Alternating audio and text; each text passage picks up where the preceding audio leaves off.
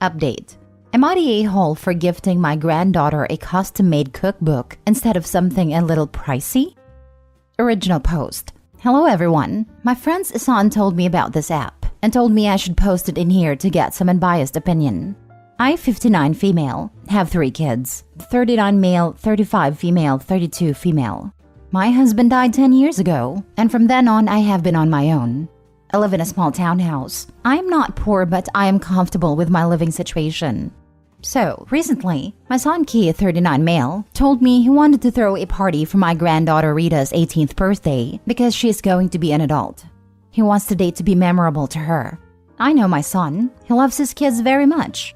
I love my grandkids as well, but I know he's going to buy her some expensive gifts. I, on the other hand, cannot afford to buy something expensive. But I wanted my gift to be thoughtful and show efforts that I love Rita as well.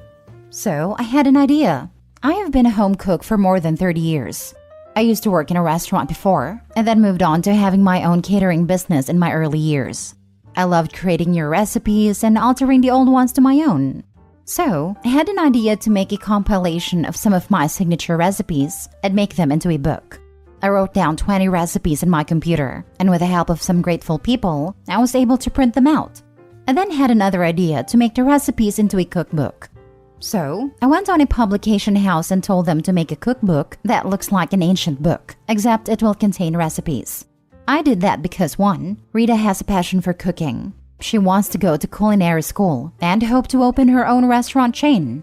2, Rita also likes things that are like medieval. She is into one of those Lord of the Rings kind of things. So, I thought it was a thoughtful gift for my lovely granddaughter. When the day arrived, I packed it up along with her favorite cookies. When it was time to open the presents, she got a lot of stuff. And when it's time for mine, I was happy. She opened it and gasped. I explained it to her that the book contains all the signature recipes I have made over the years. I don't want her to have it. She said thank you and that she appreciates my gift, and someday she will try to recreate it. Everyone seems to be happy, except for her mother. She pulled me to the side and told me I should have made more effort into her gift and not give her some cheap book. I was appalled. I told her Rita likes it, and that's all that should matter. And she told me Rita only pretended to like it because she doesn't want to be disrespectful, and Rita is still a child who doesn't know anything.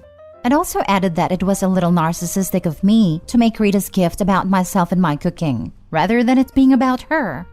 Now I am sad. If Rita didn't like it, I would be happy to replace it. But it is now making me wonder if my gift was actually cheap or not. Should I have just bought something a little bit pricey rather than giving her a cookbook? Now for the top comments before reading the update. In 10 years, she won't remember most of the pricey gifts. She will have yours and a piece of your heart forever. And they'll be broken or out of fashion. This book shows how much she knows about her granddaughter and their close relationship. I have a feeling Mommy's jealous about the love, thought, and care you put into this particular gift. Anyone can buy expensive gifts, but not many can give a priceless gift like Grandma gave her. Yes, this is one of those easy answers. The custom cookbook is going to be a treasure, not a hole. No, that was a wonderful and thoughtful gift. Rita's mother has no class. Thank you. You put effort in it. Try to get her something unique and something for her. Sounds like you nailed that. Her love for cooking and ancient-looking things, etc. If for her mother it's cheap, then she seems cold-hearted. Gifts that come from love and thoughts about a person is for are one of the most precious. Not the a-hole. Rita's mom is the a-hole. I wish I had my grandma's recipes. She passed 10 years ago, and I miss her so much. My grandma handwrote our multiple family recipes that I've framed and hung up in my dining area. She died 7 years ago, and those are some of my most treasured gifts. And they were just hastily written out and given to me for zero special reason. This gift will outshine anything else she got, and I feel her mother was jealous. Honestly, I'm thinking about doing this with a few of my recipes for my kids.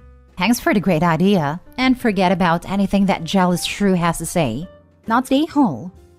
OP, you are not the a-hole. Rita's mother is.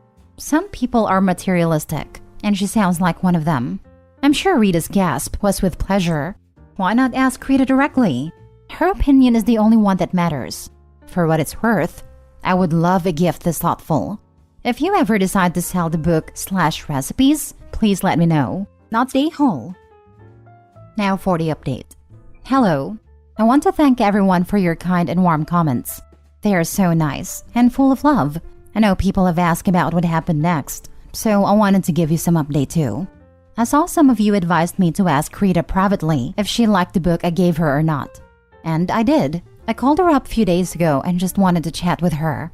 After some small talk, I asked her if she liked the present I got for her. She told me she loved it. She has been reading all the recipes and will try to recreate them. She then out of the blue asked me if she and her brother could come to my place and stay. I told her they can, whenever they want. But I find it a little odd. They did stay over at our place when their mom and dad were going on a vacation, though I know for sure they are not. So the next day, my son Keith drops both my grandchildren, Rita and Tom, at my place. I know something was wrong as soon as I saw my son's face. I invited them in. I asked Rita and her brother to go to the kitchen and have some snacks, and I asked my son if everything was alright. My son looked a bit sad and angry. It was a mixture of both of those emotions. Then he revealed to me he had an argument with his wife and that he is seeking a divorce. Obviously, I was shocked. They never seemed like a couple who would have problems. Whenever I saw them, they were like happy couples who couldn't stay away from each other for a long time. I asked him in details what exactly happened. Why is he seeking for a divorce all of a sudden? He didn't go much into details. He just said he and his wife got into an argument because of my gift. His wife apparently told him to make me buy a second gift that looked a little bit expensive, like something designer. He said to her that it was not necessary, that Rita likes it, and that's all that matters. They then got into a significant altercation over this. My son confessed that he has been unhappy in his marriage for a long time. They would fight because of my daughter-in-law's habit of spending. My son does earn a lot, but to see his wife spending his hard-earned money on useless things really makes him mad. He tried to have a conversation with her because of it, but it failed. He also said there were other problems too, but he doesn't want to talk about it until he sorts this out. I regret that their argument was sparked by my gift. I hope they are able to sort it out. Regardless of what my son decides, I will be there to support him. I do feel bad for Rita and Tom. Rita is an adult and she can understand, but Tom is still 14. He has to grow up in an unpleasant situation. Before leaving, my son requested me if I could keep both of his kids with me for a while because the tension in his house right now is not healthy for them. I happily agreed. I don't mind having my grandkids with me. On the other hand, Rita has promised to help me find and compile my old recipes. Some of them are really old, and the journal I wrote it on has been in bad condition. I think writing them in a Word document is a better option. Also, a lot of you guys asked me to release my cookbook. I don't know if I will do that. That sounds like a good plan, but I will put a pin on it for now. I have a lot on my plate right now. The gift was truly a blessing in disguise for the son. That daughter-in-law sounds too materialistic. I agree. There's a difference between enjoying being pampered by your loved ones and expecting super expensive gifts from everyone. She didn't even want the gift to be expensive. She wanted it to look expensive or to be something she could use herself. Opie exposed the narcissist fully by gifting the granddaughter something intensely personal between the two of them. I grew up with my grandma making the best meals, sometimes from only a few ingredients. She passed 20 years ago, and I would give anything to have something like this from her. Right? So many years of curated recipes. That's priceless. My mom died when I was 16, and I can't tell you how many times I have wished I had some of her recipes. This was an amazing gift. I'm sorry for your loss. I will gladly share some of my family's recipes. They're delicious. The secret ingredient is always love. The Heritage Cookbook sounds just so lovely. My grandma passed away having written down most of her recipes, but only in single copies. A few years ago, I made it a point to sit down and find out what people actually wanted recipes for and sought them out. Once I had them, I went on to a custom photo printing website and created a family cookbook, including recipes from my mom as well, and dozens of family photos. The only people who were in on it were my mom and dad, since they helped us get everything together. I ended up ordering something like a half dozen of the books and gave them out for Christmas presents to family. It wasn't extremely expensive. I want to say they ran around $20 each with shipping, but they were beloved by all that received them. Last story. Am I the a-hole for screaming at my stepmom that I don't want her stupid family heirloom and to give it to her own daughter? My dad married Lucy when I was 8. My dad and Lucy met at a support group for grieving widows and widowers, and they were dating almost immediately after meeting, which was 6 months after my mom died and 11 months after Lucy's first husband died. Lucy has a daughter, Macy, who was 7 when her mom married my dad. Macy and I never got along. We are toxic together.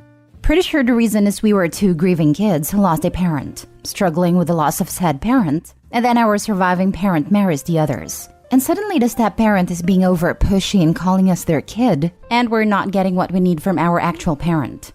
Lucy was especially bad. She called me her daughter before they were officially married, and she told me years ago that she was saving her engagement ring from her first marriage for me, which was a family heirloom her parents gave her first husband. I told her that I didn't want it, and she ignored me. She even ignored her own parents, saying they wanted Macy to have it and not me. She was offended they would treat me as less of a grandkid. But it's true. They are not my grandparents, and I'm not their granddaughter. Now, I'm 17 and Macy is 16.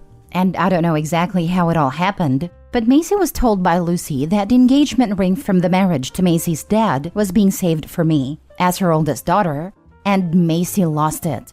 She yelled and screamed at her mom that she is her daughter, not me, that her dad proposed to her with a ring not mine, and if anyone should get it next, it should be her. I was yelled at next. At the time, I was oblivious to the fact she had yelled at her mom. But Macy called me a thief, said she hated me, said I should have died with my mom instead of stealing hers and stealing a memory for her parents' marriage, and that I was a selfish witch. I couldn't believe Lucy told her own daughter she was giving me her ring, after I said I wouldn't want it. So then I yelled at Lucy. I told her I didn't want her stupid engagement ring, that it was meaningless to me, that she would never be my mom. And if she thought the ring would do anything but go to waste if saved for me, then she was mistaken. I told her to give it to her own daughter and stop being such an uncaring mom to her. My dad told me about the stuff Macy said to Lucy after I had stormed off. He told me I piled on Lucy, and it wasn't right. He asked me why I had to be so angry about the ring, and I told him nobody but Lucy wants me to have it, and I'm seen as selfish when I don't want the damn thing, and told her as much. He said I owed Lucy an apology and to give her as my mom a chance, because he's tired of us being a fractured family. He also told me I was a real a-hole to Lucy. I told him that's what you get when 2 fractured grieving families get forced on each other. Am I the a-hole? Now for the comments. Ironic that this ring is the one thing you and Macy can finally agree on. The enemy of my enemy is my friend, not the a-hole. Yep, but I can blame her for being angry at me too. Her mom is focused so much on me that she wasn't there for her when she needed her to be.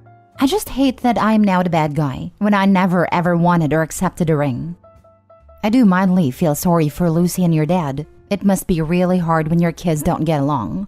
But as you yourself rightly say, you can't force people to bond, especially when you're both grieving, etc. And yeah, I feel for Macy too after reading what you just added. I get what the 2 parents were trying to do, and why, and how hard it can be. But man, they need to let it go and allow the 2 of you to coexist neutrally rather than try to force closeness. Yes, I know it bothers them that we also don't really care for the spouse either.